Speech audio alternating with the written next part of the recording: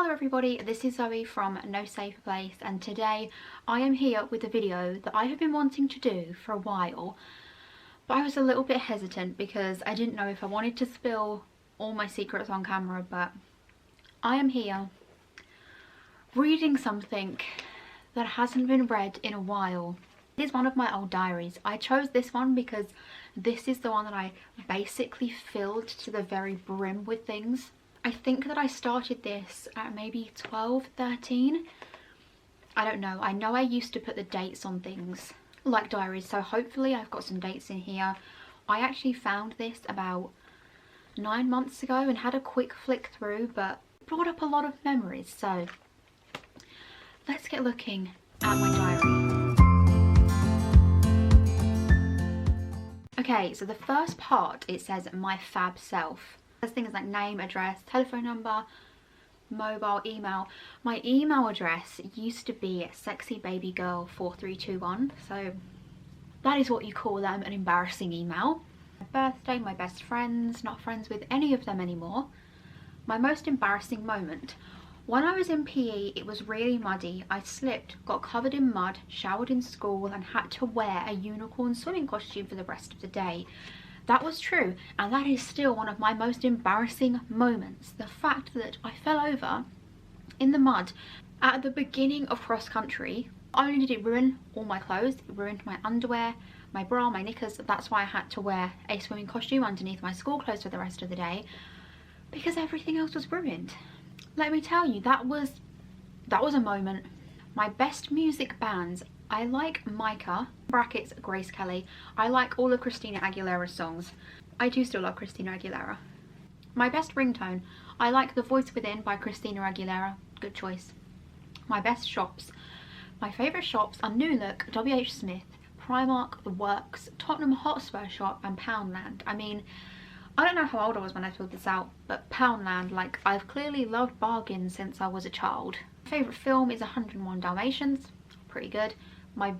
My favourite book, oh, it says my favourite book, but I've put my favourite film is, book, is all of Louise Renason's books, so I clearly didn't read that question very well. And my dream job would be to become a lawyer or go on X Factor and win it. Was very ambitious there, did neither. Here we have some blank pages where I clearly had absolutely zero plans for any kind of year in my life, so I left that completely blank. To-do list, the same. Let's go to pals. Just some people that I don't speak to anymore. Right, wish list. So this actually says, what do I want for my birthday? But I have written some Joe Jonas fan fiction, obviously, because why wouldn't I have written fan fiction? But it's literally a page long, and I mean, that's literally the whole of it. It says, "Hi, I'm Zoe," I said shyly. "Hi, I'm..." started Joe. "I know who you are. You and your brothers have made such a huge impact on my life," I said. "Oh, thank you," Joe said, giving me a hug. "OMJ," I said. Oh my god, do you remember, Jonas Brothers fans, when we didn't say OMG, we said OMJ? Who remembers that? Just me. "What?" said Joe. "You hugged me," I said, smiling. Joe kissed me on the cheek. I then went to meet Kevin. Kevin was such a gentleman. He gave me coffee and we chatted for a few minutes. That was the entire fanfiction, guys. That was it. Like, wow, I worked hard on that one. Okay, didn't write anything on clothes. Oh, I see a lot of things coming up. Where does this start? We have more Jonas Brothers fanfiction. This time, I don't know why I used to write fanfiction in my diaries. I feel like maybe that was a safe space that I felt that no one would read it. I'm not sure if I can read all this because I feel like this one is a little more smutty, but we'll try. "Did he seem mad at you today?" asked Nick. "No, he was nice," I said. Nick nodded. I could tell by his face he was not impressed. "Nick?" I said. "Yeah, baby," he replied. "I love you," I said. "I love you too, babe," said Nick. I jumped into his arms and he held me close, tight, and he was so warm. Wow. "Oh, hi Zoe, wanna grab a pizza?" said Kevin, walking in. Nick seemed okay about it, so I left with Kevin. I wasn't attracted to Kevin, so hopefully things would be okay. Okay, so it did try and get smutty here, but it ended pretty soon. We were on the way there when I felt Kevin's hand on my leg, and it was getting higher and higher and not stopping. I pulled away. Sorry, Kevin. I love you like a bro. Besides, I'm with Nick. I said. I know, I was being stupid, Kevin said. We got the pizza and drove home in silence. Joe answered the door. I was attracted to him so much. He was so wow. Nick pushed Joe out the way and held me close. I missed you, honey, I said. I missed you more, said Nick. No, I missed you more, I said. No, I missed you more, said Nick. Yeah, we get the idea, said Joe. And that is where that one ended. Again, another really fantastic fanfiction right there. There's another one here. There seems to be a lot of Jonas Brothers fanfiction in here. I'm not reading this one because this one's about 10 pages long. Looks like it got a lot ruder as well. Oh, here we go. This is my ideal day. Now, this is something that I read recently when I found this again, and let me read it to you, and if you know me now, you will know how familiar this all sounds. My ideal day would be to go to the Crucible Theatre in Sheffield and watch Ali Carter versus Mark Selby and see Mark win 10-9. Then I would want to go backstage and meet them both. I would then want me and Mark to be really close and him to take me out to Planet Hollywood in a private little booth, just me and him. Then we stay in a really posh 5-star hotel. We wake up and he makes me some breakfast and we eat and then snuggle in bed and we'd be in love. Like, why wouldn't that happen? Just like the only thing now is it wouldn't really be Mark Selby and Ali Carter, it would be Mark Selby and either Kyron Wilson or Jack Lazowski. But yeah, I do still want to go to the Crucible Theatre, like that is still my ideal day. And I do want to see Mark win and I do want to go to Planet Hollywood with him, why not? Yeah, I think I wrote this when I was about 13, 14 and so yeah, nothing really changed growing up, did it? Famous people I want to meet. I've put one person and I've put Mark Selby because he's the fittest person I've ever seen with a tongue emoji. Okay, we've got another section here. Boys, also known as sex gods, love gods and twits. That's the headline. I didn't write that. That was already in there. Okay, so where do I begin on my never-ending list? Although I haven't put never-ending, I've put ever-ending. Not that that's a word. Number 1, Mark Selby. Snooker player, 25, loves karaoke. I don't know how I know that he loves karaoke, but apparently I knew that. Lives in Leicester, dark brown hair, brown eyes. Ali Carter, snooker player, 28, training to be a pilot. Essex, light brown hair, blue eyes. Paul Robinson, goalie for Spurs, loves karaoke. How do I know all these people love karaoke? I don't know. No hair, brown eyes. Didn't write bald, I actually wrote no hair. Number 4, Leon Jackson, singer. Used to work in Gap. Scottish, brown hair, brown eyes. I know the strangest facts about these people. Used to work in Gap. Number 5, Jermaine Genius, footballer, is so fit, dark brown hair, brown eyes. Number 6, Cristiano Ronaldo, footballer, so fit again, Portuguese, dark brown hair, brown eyes. Can't say that one because he used to go to my school and we are still friends on Facebook. Number 8, Chris Brown. That didn't age well, did it?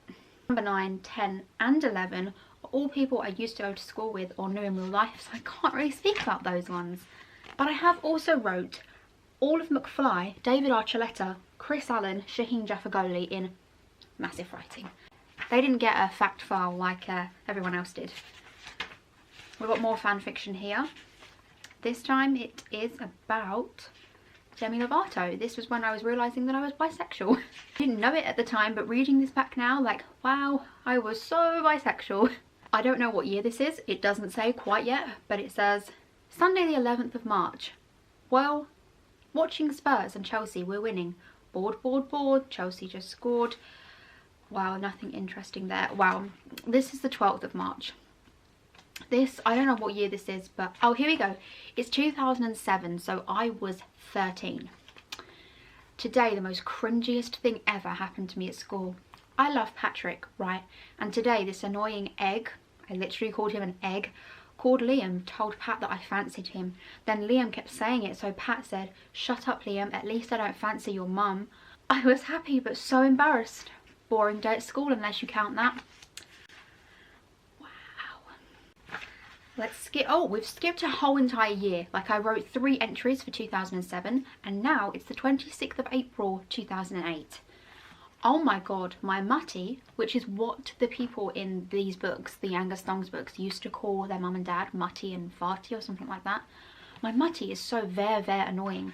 I want to watch the snooker because a fitty is playing. He is called Mark Selby. My mutty is emptying my drawers and putting new ones in. It's like WTF. Isn't that so annoying? If you didn't know, Mark Selby is an excellent snooker player and so fit. I can't. Wow, I actually cannot cope with this right now. And then 45 minutes later I write, "You'd never believe it, my mutty's finished, but the love/sex god has finished playing." Wow. There's a lot of stuff about snooker in here, and honestly it's very embarrassing. There's a lot of moaning that they won't let me watch the snooker. Here we go, this is another one. It's now 9-7 to Ali, but the best news is he got a 147 and won £78,500. He is absolutely fabulous. Like, Ofsted were in school, a teacher farted, like, wow. Oh my god, right, this is the 3rd of May 2008. Guess what? My sister Abby went into labour, but they're trying to stop it because the baby is breech, so she might have to have a cesarean. I have to stay here though because I'm not old enough, but I'd rather stay home and watch the snooker. I'll write with an update later tonight. I'm thinking it will be happy news. Now we go to the 9th of May. And just so you know, my niece was actually born on the 8th of May 2008, so this was a day after she was born. I feel a bit emotional saying this. Haven't wrote in a few days, but a lot's been happening. Ali lost. I was so upset. So the snooker takes preference over my niece being born here. My beautiful little niece was born on the 8th of May at 12:45 AM. Abby is feeling a lot better now, and her name at the moment is Emily Elise Sullivan. She weighs £4.10 and she is so cute. Anyway, my friend's round now, so got to go. Now having that one in there is really special to me because I barely remember anything from around that time. I was 14, but a lot kind of happened in that time of my life, and just knowing how much I loved my niece even before she was born, and okay, snooker was apparently more important to me at that moment in time, but I think it's so special to have a diary entry about it. Here we go, this is the 18th of September 2008. I haven't wrote in forever. A lot has happened. I'm completely and totally in love with the Jonas Brothers. They seriously mean everything to me, and a week ago today I went to see them live at Hammersmith Apollo and I completely lost my voice and fell off my chair. That is true. I would kill to meet them. My whole life is based on them. Well, I've got to go, fool. I don't know why I've called myself a fool, but there you go. The 23rd of September, this is interesting. I don't know why, but I think I might like Demi Lovato. I mean, she's so pretty. Jonas Brothers are my idols, but she is really beautiful. So that makes me think there is when I kind of realised that I was bisexual. So that's also a kind of pretty big moment in my life when I was 14, and it took me so much longer to admit that to people. But I'm so glad I'm at a place now in my life where I'm able to say that. That one was a bit personal because although I have wrote in here that my name is Mrs. Barack Obama, so this is when I'm assuming Barack was about to become president, and I was clearly obsessed with him because what normal 14-year-old isn't obsessed with Barack Obama? And I think that's it. There was a lot of like personal stuff about me being depressed and things like that, but I didn't think that was the kind of thing that I wanted to include in there.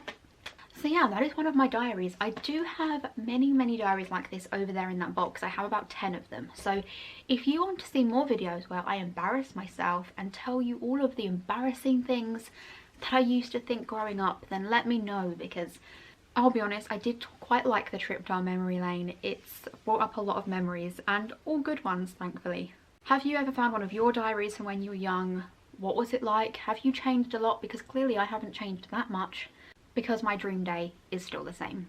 If you like this video, don't forget to give it a like, comment, subscribe, all that usual good stuff. Also, you can turn on the notification bell to be notified when I upload new videos, which is usually every Tuesday and every Saturday. I hope you all have enjoyed this video. Let me know what you'd like to see more of on my channel, and I hope to see you all again soon. Thank you. Bye.